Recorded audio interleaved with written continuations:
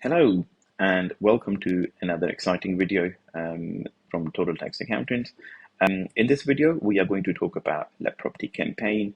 What is Let Property Campaign, the type of disclosures, and how do you go about it?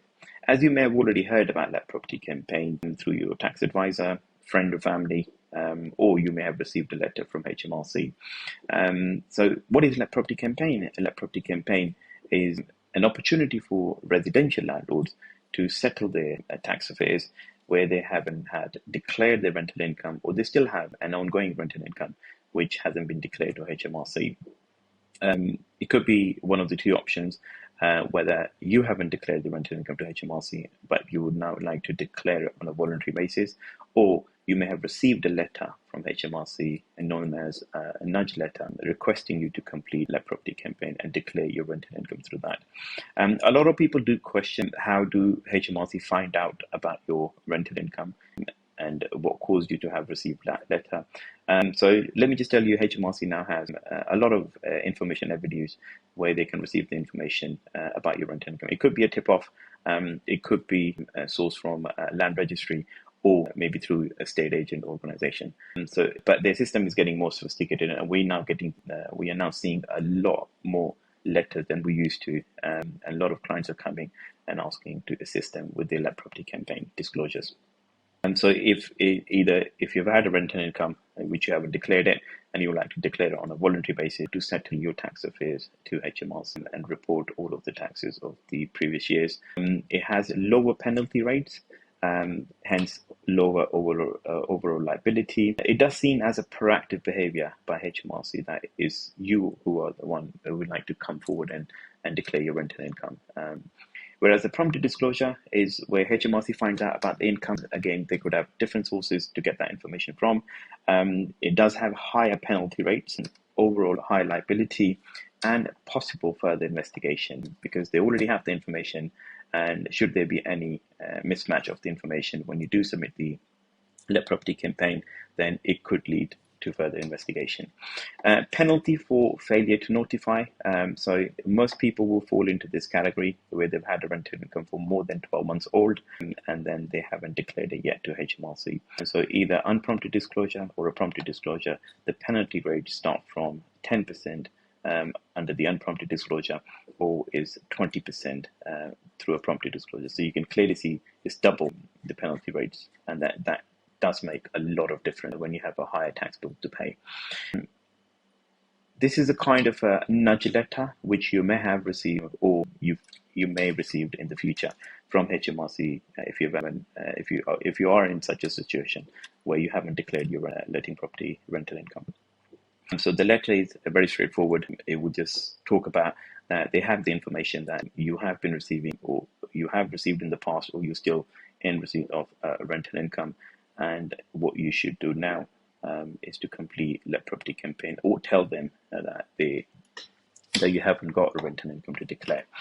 So this is a very typical example of the nudge letter. That's what you'll receive from HMRC. There are other examples of it, but this is the majority of people will receive such a letter from HMRC. So how many years should you declare? So if you're in a situation where you've had rental income for many years previously, which you haven't declared it, so the first question will come to your mind: yes, I want to declare it, but how many years do I go back? So HMRC system will allow you to go back as far as 20 years, but at least the minimum 6 years is what is expected by HMRC to declare it. You may settle for less years, but it all depends on your own circumstances, where you may have had less years of rental income, or you may be earning less than the personal tax-free allowance if you've had a shared income and you were not working, and you'll be just receiving the rental profits under the tax-free threshold.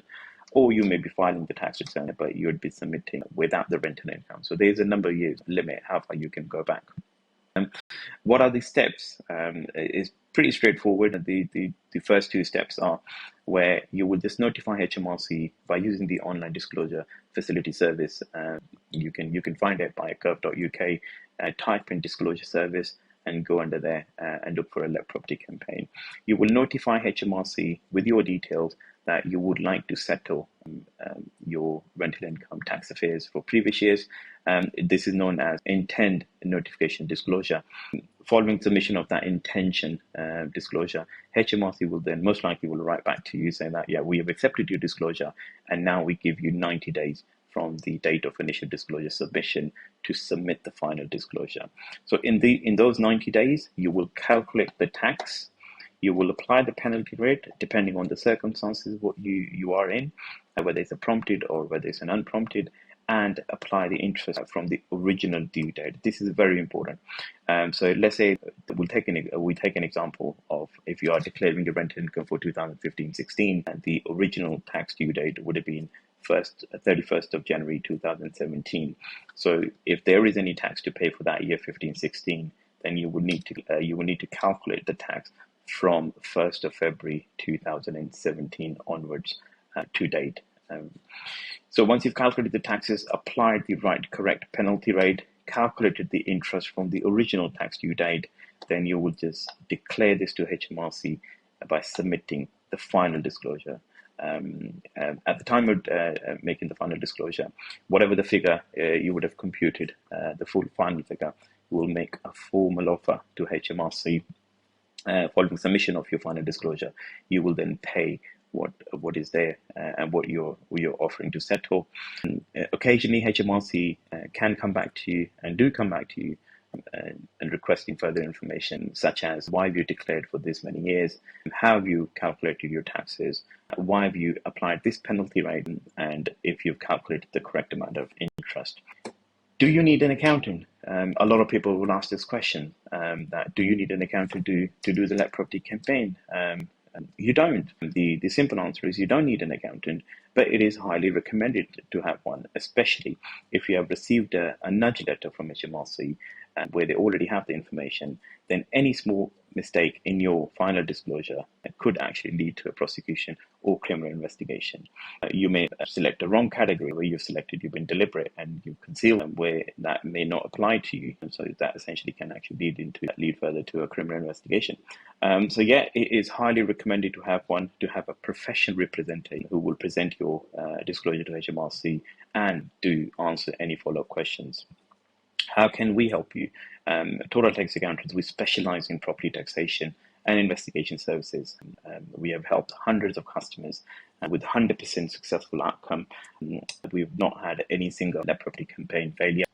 We have experience in dealing with after submission inquiries. As I suggested, it could be that HMRC would simply like to find out why you're declaring for less years, or how comes you've computed your tax bill, and why we selected the penalty rate, and the explanation to that.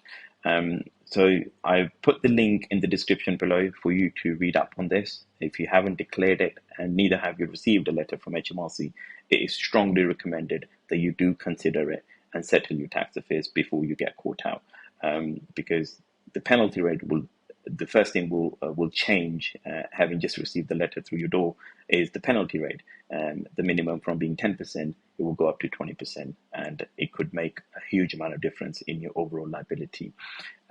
So feel free to get in touch, pick up the phone, give us a call on a confidential line. It's 01494 264826, and we would love to have a chat with you. Many thanks.